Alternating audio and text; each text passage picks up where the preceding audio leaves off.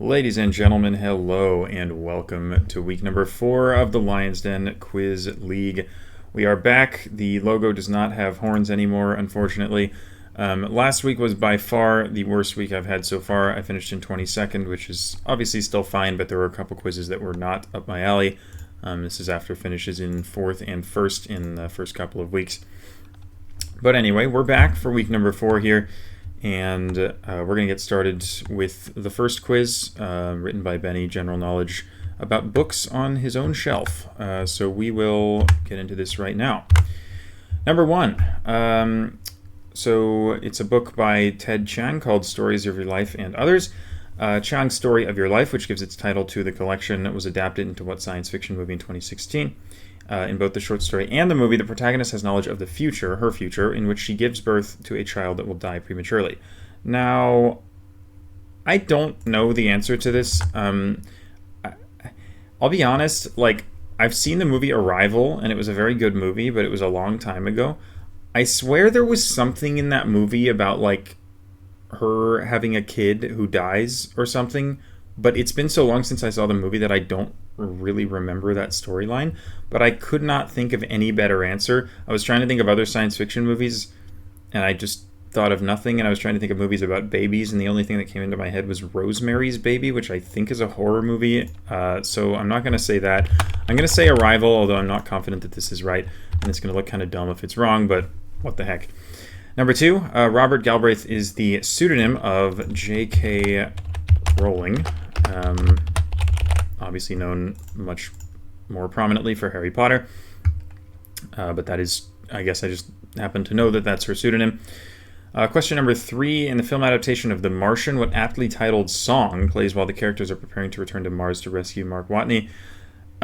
So this one, my first thought here was Rocket Man by Elton John, but I know all the words to that song, and they definitely don't have Waiting in the Sky. Those are not lyrics in that song, which kind of left me with not much. The only other thing I thought of was Man in the Moon, or On the Moon, rather, by R.E.M., but I don't think this is right, because I don't know if this would be aptly titled, because it's not the moon, it's Mars. It seems wrong. I don't know all the lyrics to that song. Otherwise, the only thing I could think of was Space Oddity, but that doesn't even have a title character, so I don't think it's that either. And then I kind of just ran out of ideas, so I'm just going to go with Man on the Moon. I'm pretty confident this is wrong, but I don't, because it's about Andy Kaufman or something. I'm quite confident that this is incorrect. I might come back to it later. Not submit this one yet in case I come up with something last minute, but I'm going to go with that for now. Question 4 is about the Phantom Tollbooth, which is something it seems like literally everyone I know has read except for me. But thankfully, I think this is gettable. It's a 3-dimensional shape, and the character named after the shape finds it odd that Milo has only one face, since he has 1, 1, 1, 1, 1, 1, and 6 more, which adds up to 12. So a 3-dimensional shape with 12 faces would be a dodecahedron.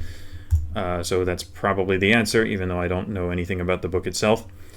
The unbearable lightness of being refers to a contrast with which philosopher's idea of eternal return, which he called the heaviest of burdens. His work, The Gay Science, and this also contains the first instance of him saying that God is dead. Famously, Friedrich Nietzsche said God is dead. That's one of the things that he's more known for, I think. So it's going to be Nietzsche. And then question number 6. What field of study, the technical name for the theory of teaching and learning? Again, no idea. I was trying to think of long, fancy words, and something that came into mind was pedagogy. I have no idea what that word means. No idea, but it seems I feel like it could mean this. I don't know. I just know that that's a word that exists and refers to something along these lines, but I don't know. So I'm just going to guess that, but I'm not confident at all. And I think I'm going to go ahead and enhance Nietzsche, because this just seems not like common knowledge to me. 4 is maybe enhanceable as well, but I think that probably a lot of people have read the book and people just know the name for that shape. And the rest of these I'm either not confident about or are too easy. I think J.K. Rowling is probably a bit too well known. I'm not going to submit this immediately just in case I can think of another song for number 3.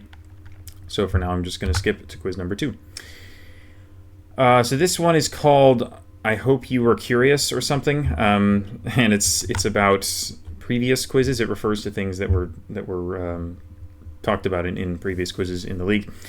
Anyway, we learned about Alien and Aliens. Yes, that was a tough way of learning about them, but yes, that did happen. The most recent installment in the series used what word as its subtitle, which generally means an agreement, such as the one between God and Moses that established the Ten Commandments, which were inscribed on tablets kept inside a wooden chest. Now, I realized after staring at this question for like 5 minutes that this tablets kept inside a wooden chest thing was surely a clue, like, because why else would that be in the question? And then I realized, what is the chest called? It's called the Ark of the Covenant. So the answer is probably covenant. Again, another word that's like, if you asked me what the definition of the word covenant is before this, I could not have told you. I would have no idea. I just know that it's a word, and I know that there's a thing called the Ark of the Covenant. So I'm going to go ahead and guess covenant, and I feel pretty good about that one. The oldest known use of epicyclic gearing, the Antikythera device, allowed which ancient Egyptian astronomer to chart planetary motions and establish the geocentric model of the solar system in his Almagest, and he shares his name with many Egyptian pharaohs. So the Almagest is a thing by Ptolemy, is the name of the astronomer.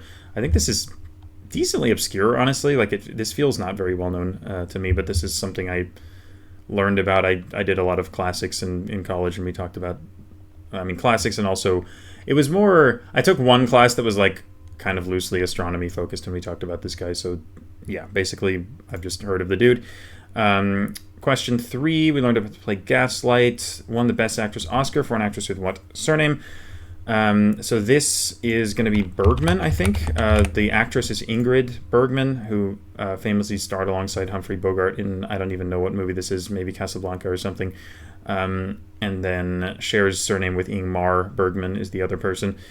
Question 4, Apple got hit with another antitrust suit. iPhones deny key features to rivals. Major example discussed was how non-Apple apps with what purpose were blocked from using its near-field communication chip. I don't know what near-field communication is. This is not a term I've come across before. My best thought was, my thought was like GPS or something, like communication could be with like satellites or something, and it's like maybe GPS is less accurate if Apple denies access to this certain thing, so they want you to use their Maps app or something. That's just my line of thought here. It could easily be something that's like literally communication, like some sort of phone or video communication thing, but I'm just going to go with GPS. Question 5, Trump tried to withdraw from, I think this is like the Paris Climate, what, conference? Accords maybe? Hopefully it's taken anyway. I think it's like the Paris climate thing. Like, Trump notably withdrew us from that. But I don't know if it's called Accords. The Paris Climate Agreement?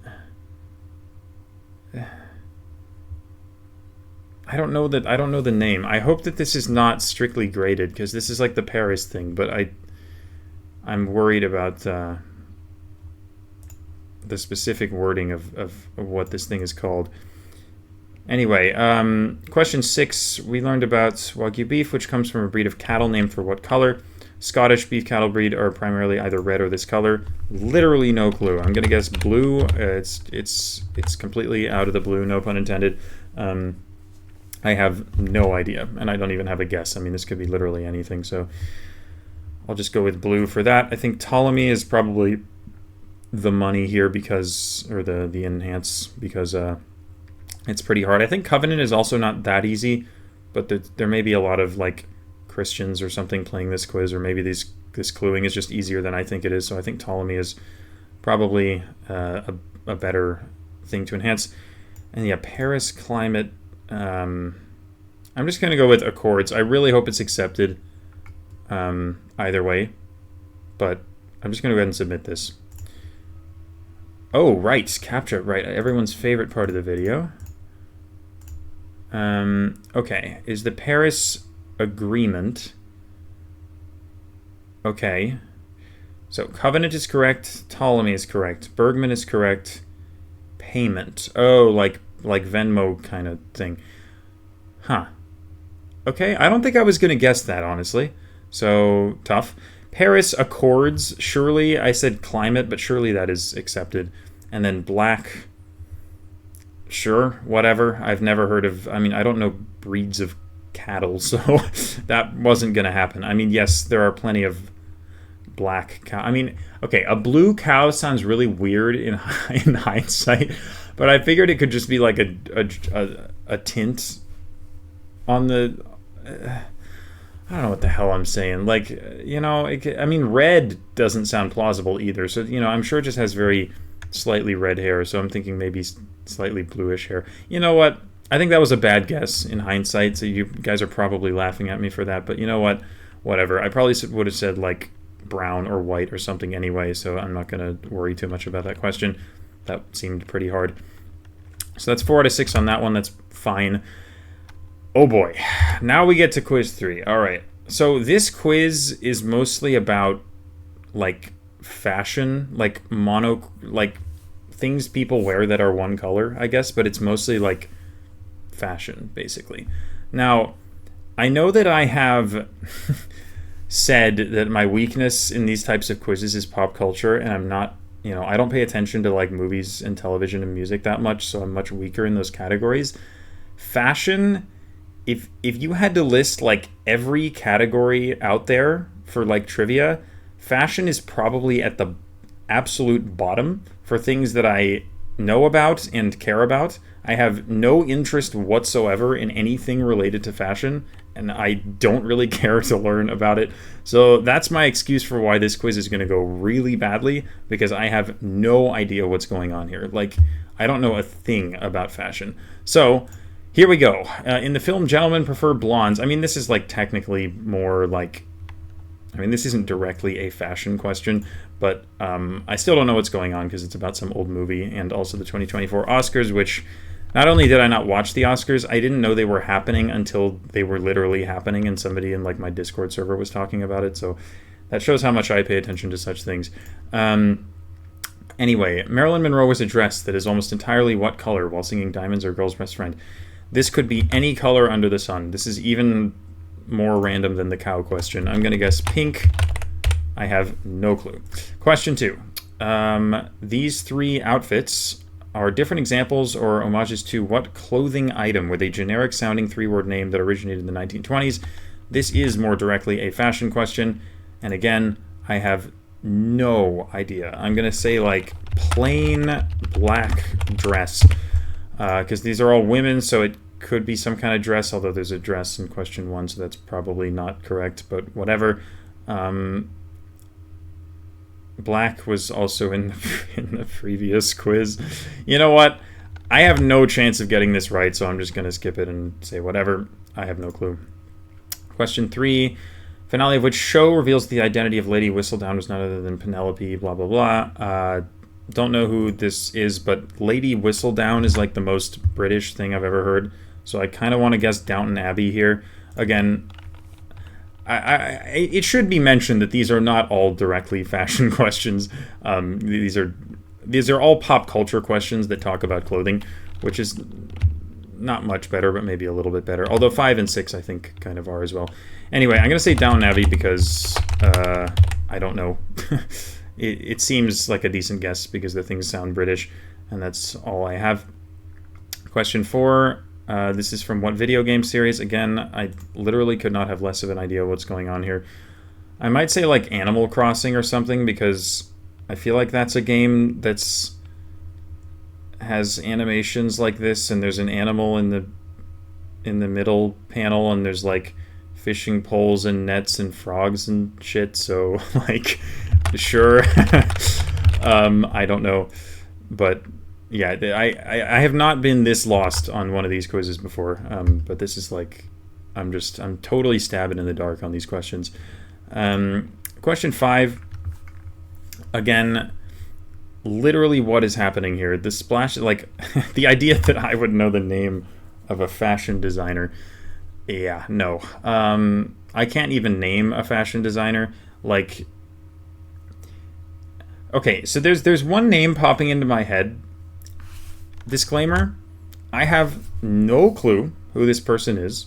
I've heard this name before in relation to like shoes or something probably, but I don't know who this is. It's probably not a fashion designer. It might not even be a real person. So please do not come after me in the comments for this. I'm just going to put down a random name that I've heard before. I have no idea who this is, okay? I'm sure this is wrong. Please spare me, okay? I don't know what the hell's going on in this question. I don't know fashion designers, so yeah. And then this is like, name a random rapper, I guess. Again, like, I don't know. I would never actually know the answer to this. So some rapper who wore golden things. We'll go with...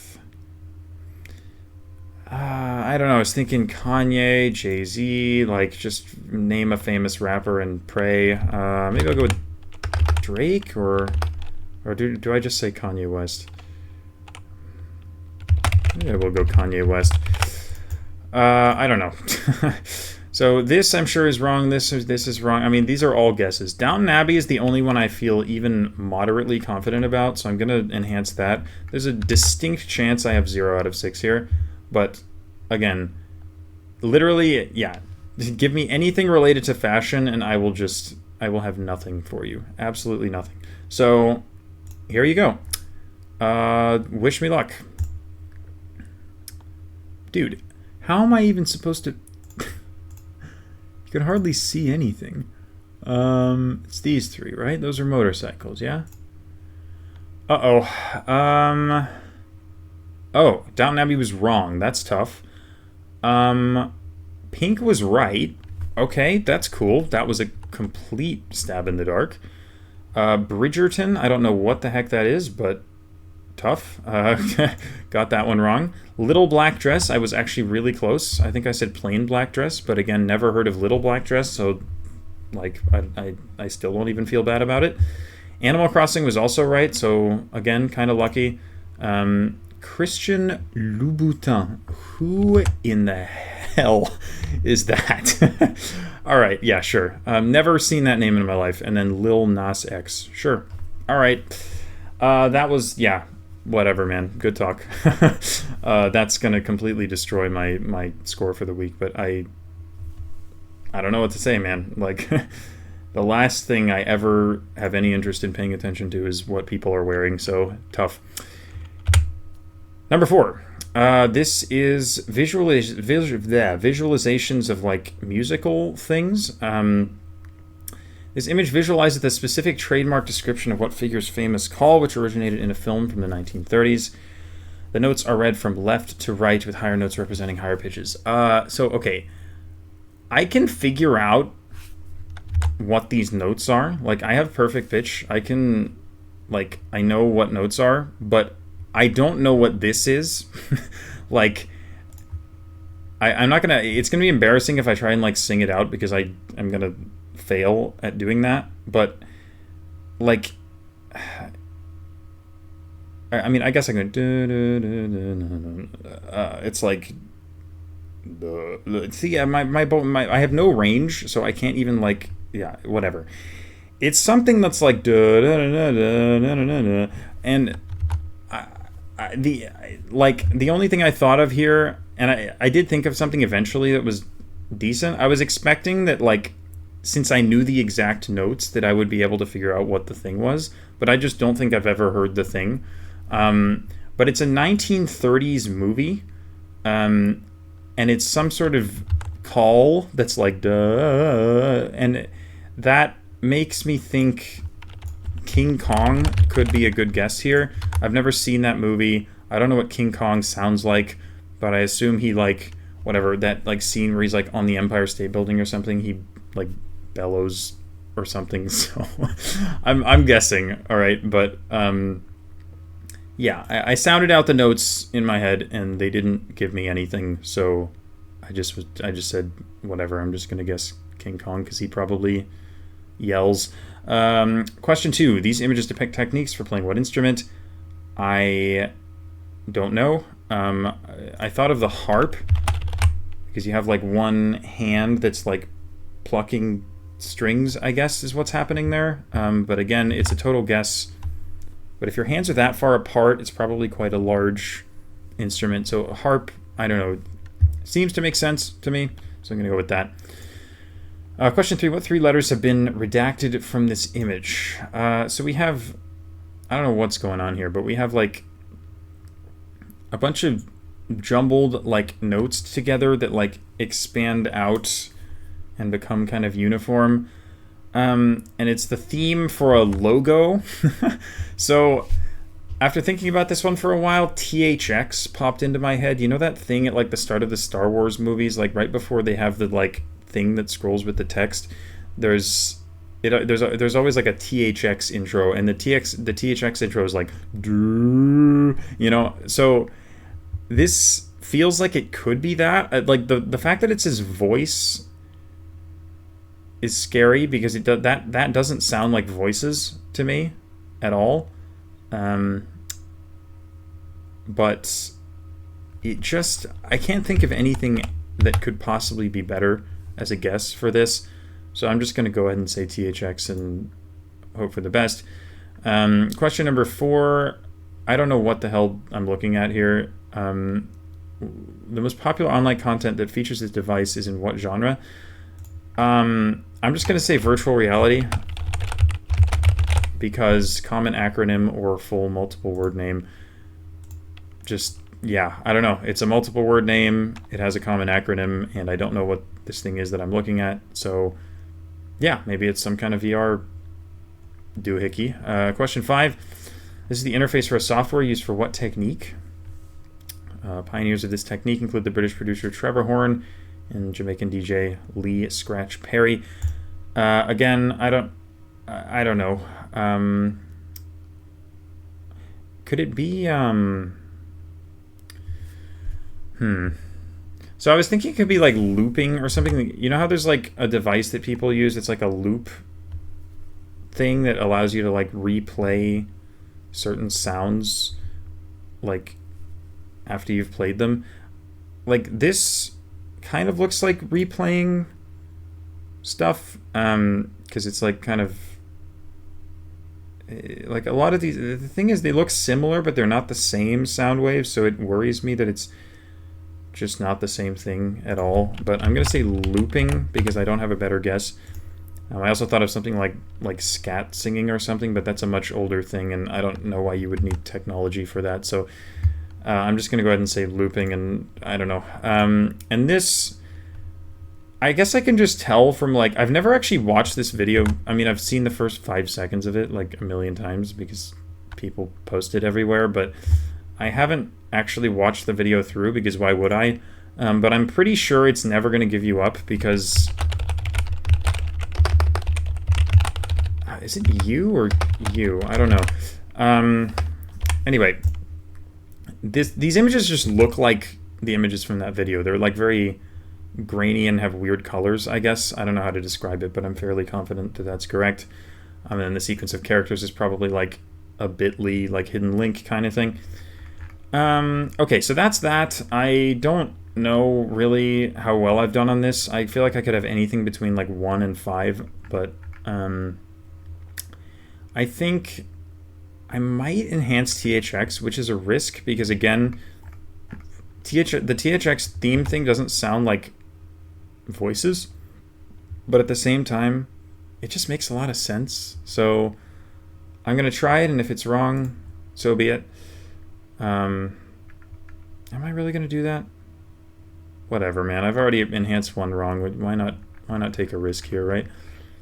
The rest of these I don't feel particularly great about either, other than number 6, which I think is really easy. So I am gonna try number 3, and we're just gonna see after the CAPTCHA. Stairs, we have there, and there, and it's all the stairs I see. And THX is correct. Let's go. ASMR. Interesting. Okay. Tarzan. Are you serious? Theremin? What the hell is that? What the hell is a there min? Okay. Well, THX was right, and I'm not going to click on this because I'm going to get a copyright strike, but I'm fairly certain that this is correct because, Rick Roll, link, whatever. Sampling, I've never heard of before. ASMR was it was the virtual reality thing. Fair enough, although I don't think I'm ever getting that. Tarzan is unfortunate. That makes more sense for Tarzan than King Kong. I think the time period was reasonably good, but I just picked the wrong thing, so that's kind of tough. Okay, so this week is going horribly so far. I got, I think, 2 out of 6 on both quizzes 3 and 4. At least I got a correct enhance on this quiz, but good lord, this is not going well. Oh my god.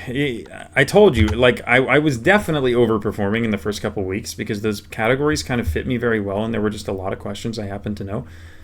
Now they're starting to ask about stuff that I don't know much about, and it's it's catching up to me for sure. My weaknesses are being well and truly exposed here.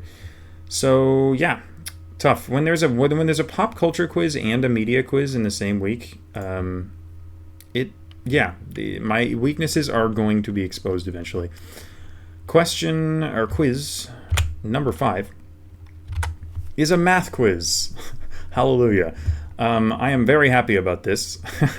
I wish that math was more heavily represented in trivia in general, because I feel like people tend to avoid asking about math because they don't like asking about math or they're not good at math, and that makes me sad. Because math deserves representation and math is amazing.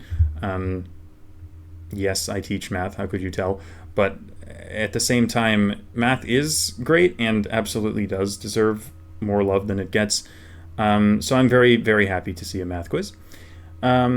This one is quite interesting. It's mostly about probability and has some statistics concepts in it, which I have to give Benny credit because if I know him well, I think statistics is one of his least favorite branches of math. He has talked down on it before, but as somebody who majored in stats and does some AP stats tutoring and stuff, I love statistics and I am glad to see it getting some questions.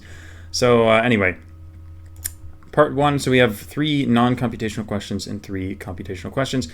I'll first read the rules of this game. Lester the Lion is playing a game with a standard 6-sided die. The game works as follows. He starts by rolling the die. Once he sees the outcome of the first roll, he has the option to either take the number he has rolled or to roll once more and take the number he rolls on his second roll, and he gets points equal to the number shown on the die at the end of the game. So, the first ones are just kind of conceptual.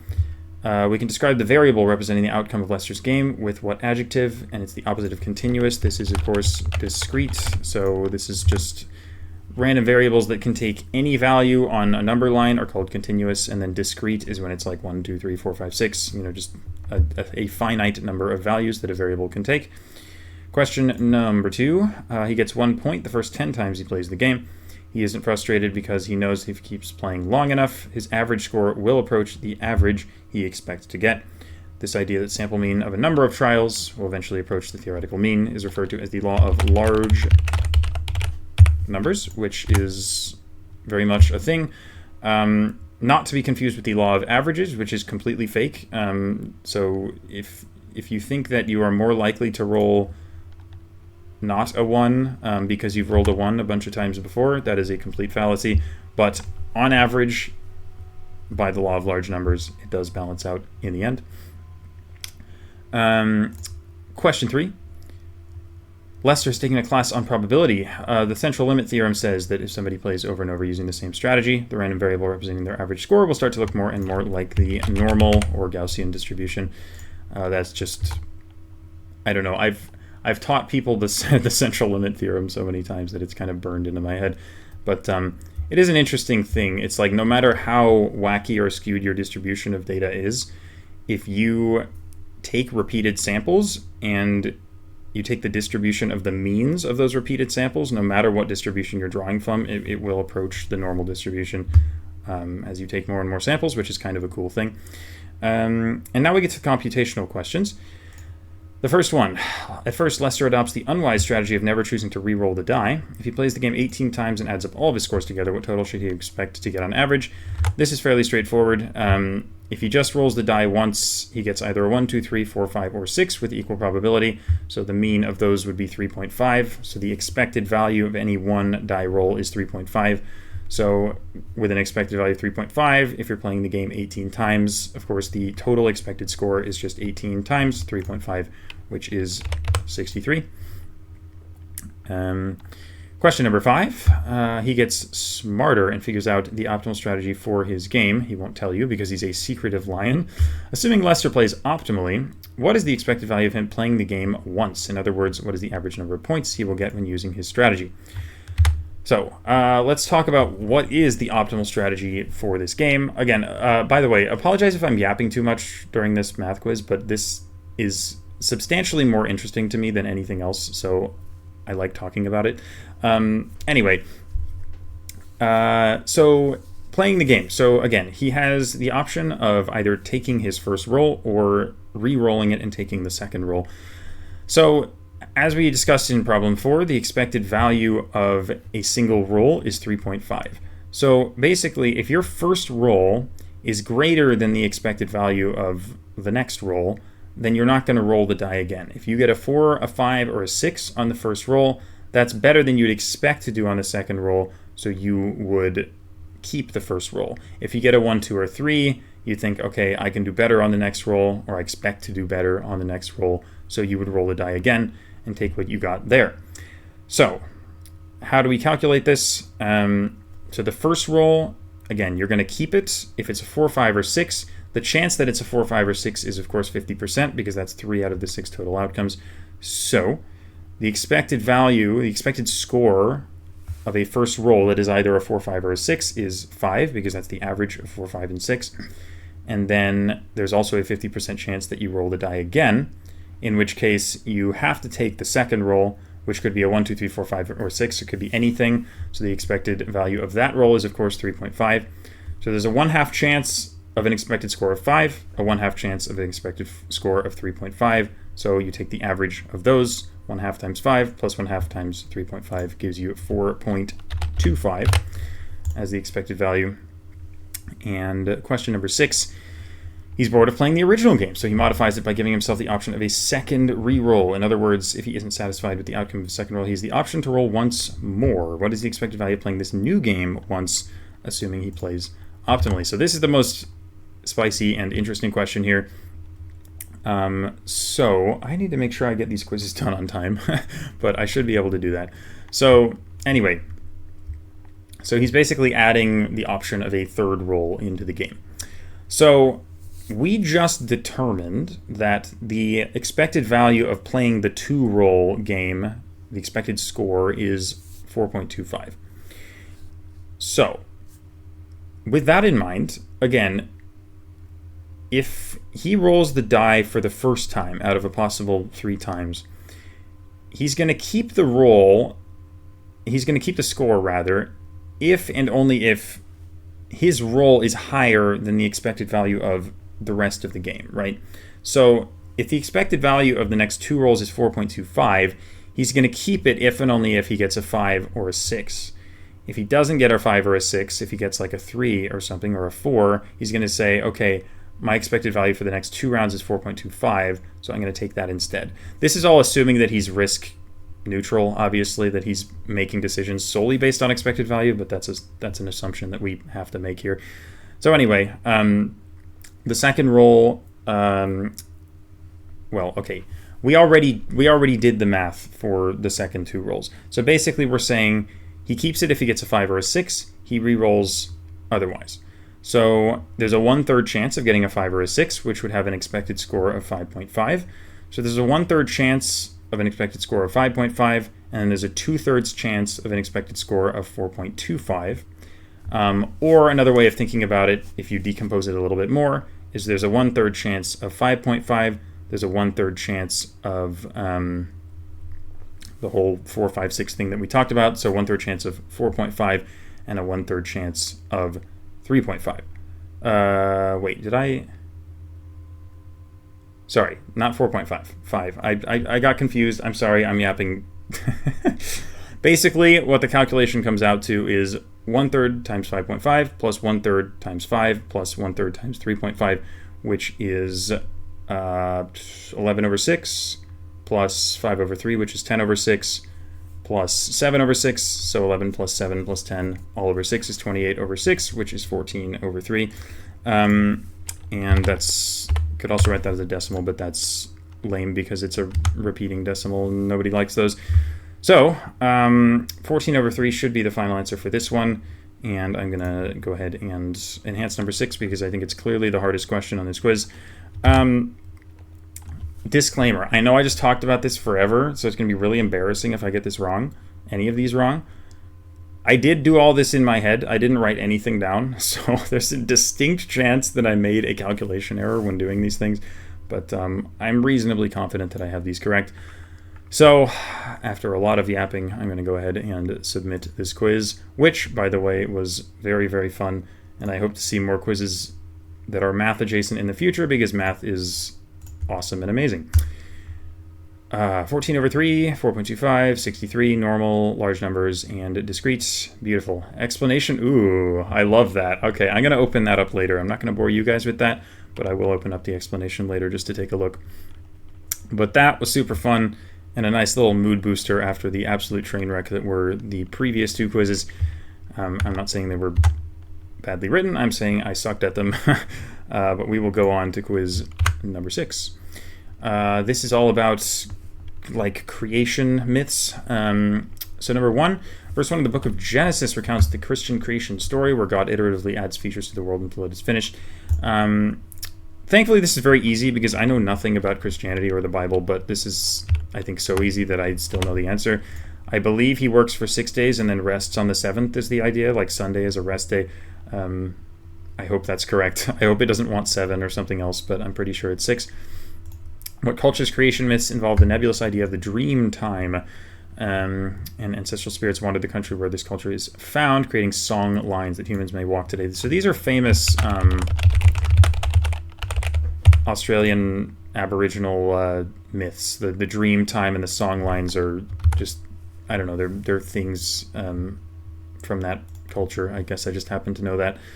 I'm sure Australians will know that. That might be a tricky question for others, though. Question number 3. What word, which is relatively common in English today, was initially a Greek word used to refer to the void that was the first thing to exist in the universe? Its modern definition came about around the 1600s when scholars took notice of Ovid's understanding of the void as jumbled and disorganized. The first thing I thought of here was ether, but the problem with that is that it still just means like void. But then I thought of chaos, which A, sounds like a Greek word, and B, makes a lot of sense because I'm pretty sure I have heard of chaos referred to as like a primordial Greek god or concept. And then, of course, jumbled and disorganized fits that word as well. Question 4, in Hindu mythology, name the 3 gods that are responsible for creating, maintaining, and destroying universes. These are in order: Brahma, Vishnu, and Shiva. Again, not particularly easy, I think, but just something, I guess, playing Quiz Bowl for a long time, you just hear a lot of mythology things and they eventually stick. Question 5, Geb and Nut are the gods, I believe, of the earth and the sky. Nut is definitely the sky. I'm like 95% that Geb is the earth, and I'm worried that he's something else, but I'm pretty sure it's just earth and sky. And then question 6, this is about cosmic eggs, I think. Ra emerges from a cosmic egg. I'm pretty sure this is a thing, but I think that's fairly guessable. I think I'm going to enhance number 4. I'm also thinking about number 2, but I kind of feel like 4 is better, I guess. So, yeah, we're going to go with that. Hopefully that is 6 out of 6. After we click the buses, of course. 6, I don't even remember what the question was. Oh, right. The days for God to create whatever. Indigenous Australians, yes. So that's perfectly fine what I put. Chaos, Brahma, Vishnu, Shiva, Earth, Sky, and Egg. 6 out of 6. Beautiful. And finally, a quiz about Kazakhstan, which is interesting. Kazakhstan obviously newly added to Google Street View. So let's learn about Kazakhstan. First, this entertainment center was designed as a neo-futurist take on what traditional type of tent, which is so ubiquitous in Inner Asia. that the Kyrgyz flag depicts a wooden crown that forms the top of it. This is, of course, a yurt. You see these all throughout Central Asia, but they're very common in, for example, Mongolia. If you've seen Mongolia on Street View, you've probably seen some yurts. Question number 2. UNESCO added Dombra Kui to its list of intangible cultural heritage. What general type of object is a dombra? It has an oblong body similar to the related Turkish tambur, and modern dombras are usually made using a carved block of wood and nylon. So I was stumped on this for a while, and then I looked at the word tambur and realized it kind of looks like tambourine, so I thought of, like, drum.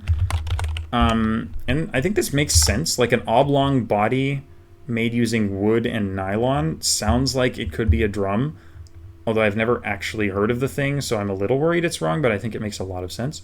So I'm going to stick with that. Kazakhstan is, in fact, not the #1 exporter of potassium, which is, honestly, I'm kind of sad to learn that. Like, why'd you have to burst my bubble? But apparently, it is the #1 exporter of uranium, which forms a powdery substance called yellowcake.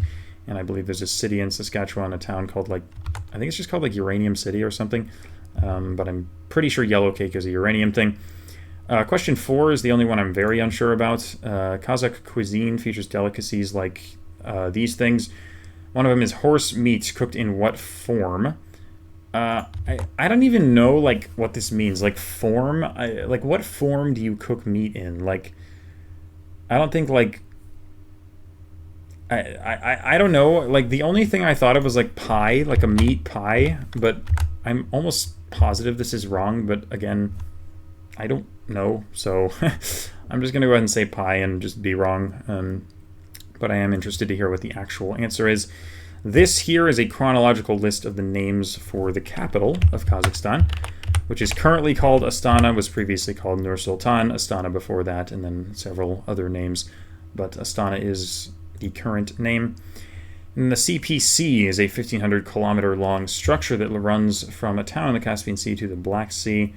I think this is very guessable anyway, like a thing that runs from a body of water to another body of water. It's just going to be a canal. But I also know what this is because I remember hearing for the first time, somebody told me, oh, did you know the only 2 doubly landlocked countries in the world are Uzbekistan and Liechtenstein? And I'm like, how the hell is Uzbekistan doubly landlocked? It's on the Caspian Sea, or it's close to the Caspian Sea. And that's when I learned the Caspian Sea doesn't count. It counts as like a lake or whatever. So I wasn't very happy with this discovery, so I went onto Google Maps and zoomed into the Caspian Sea and tried to find a direct route from the Caspian Sea to the ocean. And I ended up succeeding by tracing the entire route of this canal to the Black Sea, which obviously doesn't count, but I guess that's kind of a fun way to discover that that thing exists. Anyway, that's quite easy. 5 is easy. 3, I think, is decently easy. 1 is pretty easy as well. So 2 and 4, like, 4, I think I'm wrong. 2, I think I'm right, but it's also just quite guessable. And I'm wondering if... But uranium is just not that hard, is it? Plus, it has a geo clue. I think I'm gonna risk it and enhance number 2. I think 4 is the hardest, but I'm not gonna get it right. So I'm gonna enhance 2 and hope that it's the correct answer. Traffic lights. There is one there. I mean, this is something in Japan. I mean, there might be traffic lights there.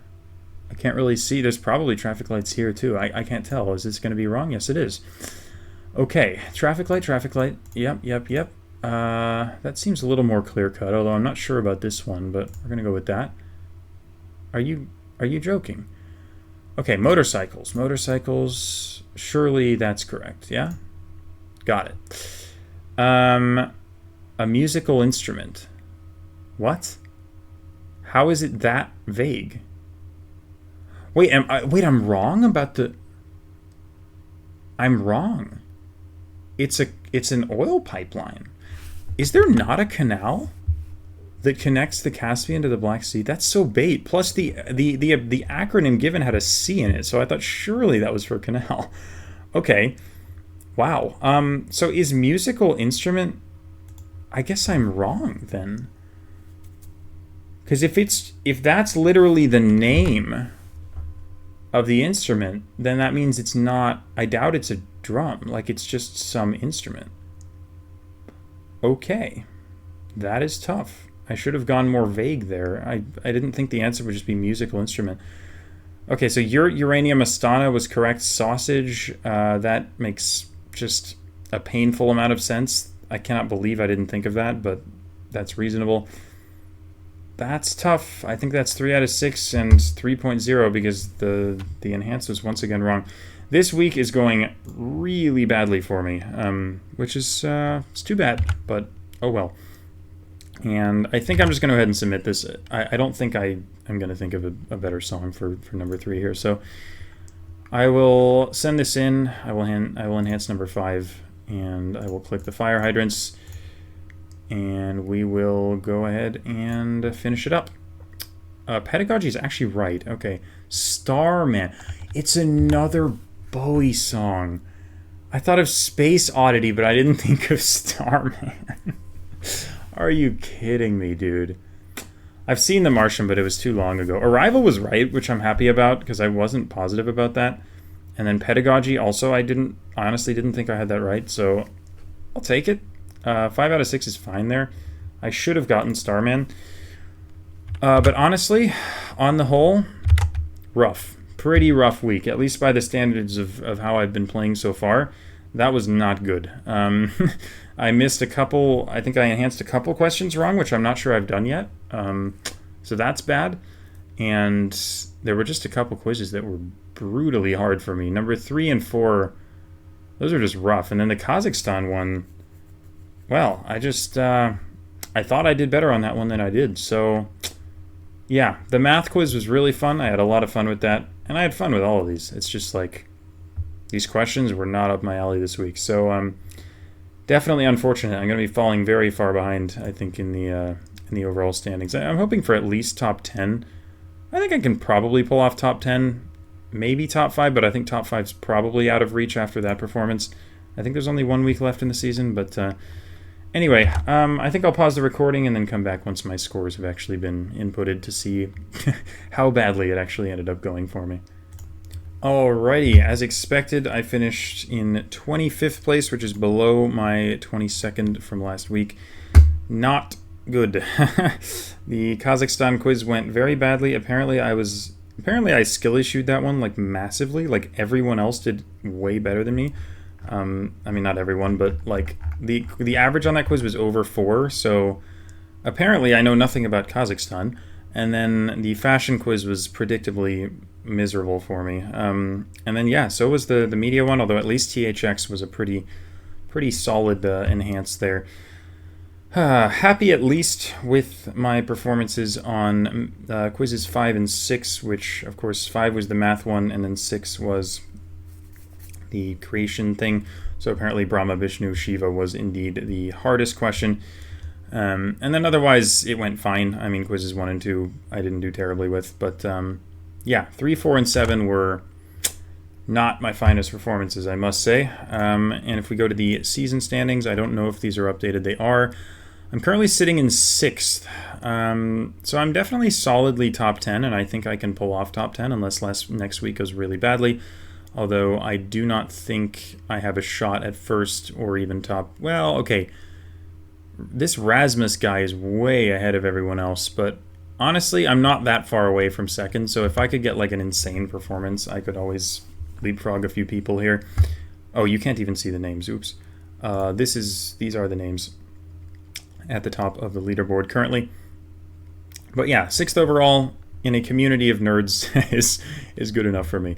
So yeah, I'm having, again, a ton of fun with these. They're just amazingly well written, and again, good trivia is hard to come by these days. I don't know why I said these days. I mean, I feel like it's always probably been hard to come by, but it's really nice to see well-written stuff, and to be able to play it and enjoy it. So thank you again so much to Benny and Looney for setting this up.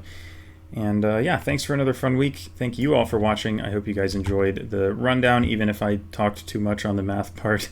But yeah, thanks all for watching and tuning in. As always, hope you guys are enjoying the quizzes as much as me, and I will see you again next week. Until then. Okay, quick update. Apparently, I was wrong. There are not 5 weeks in the season. There are 4. So this is actually the last week. I should have said that at the start, but I didn't actually realize it. So these standings you see here are actually the final standings for the league. So congratulations to Rasmus, and then Antidotes and Triple J for being the top 3 quizzers of season number 1. And I guess I can hide and show the rest of this leaderboard for a bit. But congrats to everyone who played, and thank you to everyone who played, all 201 of you. That is insane, honestly. 201 people playing this is amazing turnout for something that's being advertised on a GeoGuessr channel that isn't even a GeoGuessr thing. It's amazing that we're getting 200 players in something like this. So thank you so much to everybody who played this. We will be back with the second season. I don't know when. It will maybe be, I don't know, a month or two. I have no idea. I don't know what the timeline is. It's up to Benny and Looney. But thank you again to them for an amazing set of quizzes. These really, again, like I said, really high quality trivia. Amazing stuff. Kind of a shame that I couldn't get top 5. I dropped out at the last second, but I think I'm happy enough again with 6th. That's perfectly good with me. And just honestly, more than anything, it was just a blast to play through these weeks, and I'm so glad that we got a math quiz as well at the end. That was so fun. So yeah, thanks again to the question writers for being absolute legends, and thank you all for playing the quizzes. And again, yeah, I hope you enjoyed them.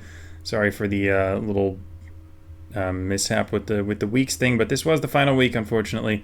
But I'll see you guys again soon, sometime at least, for some more of this. And I can't wait for when it gets back up and running, because yeah, it's just a blast. So yeah, I guess it'll be a little more than a week before I see you for another one of these videos, but whenever it happens, I'll see you guys then. Later.